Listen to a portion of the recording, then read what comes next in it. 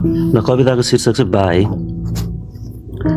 खै कस्तो चलन सजाएको छ यो समाजले, अनि कस्तो मनस्थिति बोकेको छ यो भिडहरूले। हेर न, यहाँ साथ हुनेहरूको लागि अथाह प्रेम छ, अथाह सम्मान छ, तर त्याग गर्नेहरू यसरी हराएका छन् जसरी त्यो कक्षाको कवितामा सियो हराएको थियो। साँच्चै बा, तिमी अनि तिम्रो सङ्घर्षहरू त्यो कक्षाको कविताको सियो जस्तै हराएका छन्। तिमीले बगाएका पसिनाहरू त्यो पानी भन्यो जुन पानी बालुवाको पहाडमा बिलाएका छन्।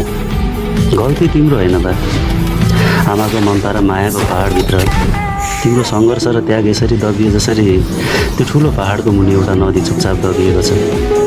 त्यसैले होला, हेर न, आमाको ममता देखियो तर तिम्रो सङ्घर्षहरू बिलाए नि बा। आमाको काख देखियो तर तिमीले ताते गर्दै हिँड्न सिकाएका हातहरू किन देखिएन बा। म दिनभरि डुलेर साथीभाइसँग खेलेर साँझ घर आउँदा आमाको हातले पस्किएर दिएको तातो खानाले निकै महत्त्व राख्यो जिन्दगीमा। तर त्यही हाम्रो पेट भर्नकै लागि तिमीले इच्छा कमाउनु बगाएको त्यो पसिनाको मूल्य किन देखिँदैन बा। मलाई हाँस्न सिकाउनकै लागि तिमी चुपचाप सहन सिक्यौ। मलाई मेरो सपनाको नजिक लिएर जान तिमीले आफ्नै सपनाका पखेटाहरू काटिदियो। त्यो बाँझो खेतमा हलो समाउँदा तिम्रो हातका रेखाहरू पनि त्यही हलोमै छापिएका होला नै बा। भन न बा, त्यो पल्ला घरे ज्योतिषी बा हाम्रो घरको बाटो हुँदै आउँदा खोइठुले तेरो हात हेरौँ भन्दा हात देखाउँछौ कि हलो देखाउँछौ तिमी।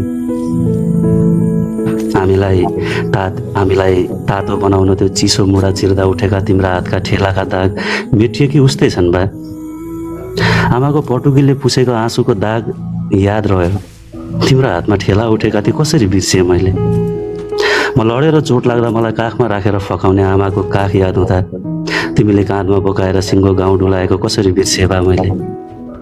किनकि तिमी मेरो साथमा थिएन बा।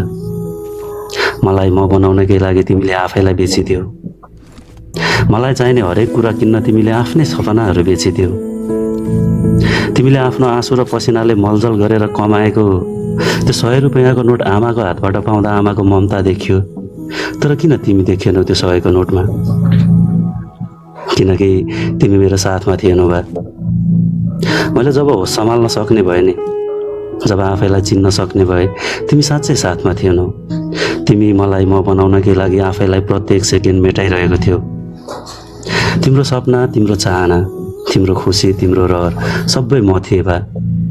त्यसैले त तिमीले छोरो बनाउनकै लागि छोरोकै साथ त्यागेर सहर बसेका थियौ। यो कस्तो महान त्याग थियो तिम्रो। मेरो ओठ हँसाउन आफ्नै मन रुवायो। मलाई मेरो इच्छा र सपनासँग भेट गराउन तिमीले मबाट नै टाढा भयो। यो कस्तो दूरी हो बा तिम्रो। सायद त्यसैले पनि होला मलाई हुर्काउने आमाको ममता देखियो, आमाको काख फेटियो। तर सन्तान बनाउनका लागि तिमीले गरेको त्याग र बलिदान किन यसरी बिलाए बा।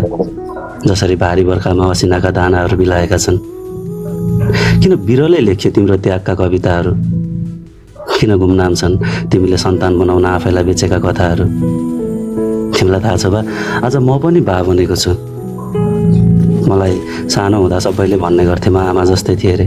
नाइ होइन बा, ती सबै मान्छेहरू गलत थिए। म हिजो पनि तिमी जस्तै थिएँ, आज पनि तिमी जस्तै बनेको छु। छोरोको भविष्य बनाउनकै लागि म पनि छुट्टिएको छु बा आज आफ्नै छोरोसँग। हेर न बा, हिजो तिम्रो काँधमा चढेर